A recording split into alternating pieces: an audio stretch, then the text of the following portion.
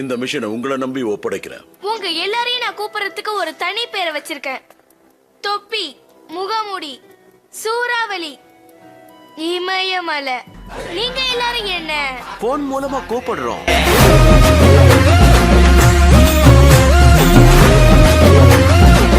எல்லாம் உன் கையில தான் இருக்கு. பெருசா நினைக்கணும். இவ்வளோ பெருசா? ஹாய் குட்டி பையா. ஜப்பா.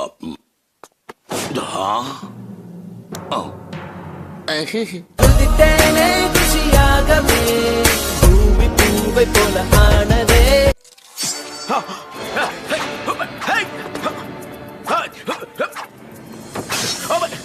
ஜாக்கி,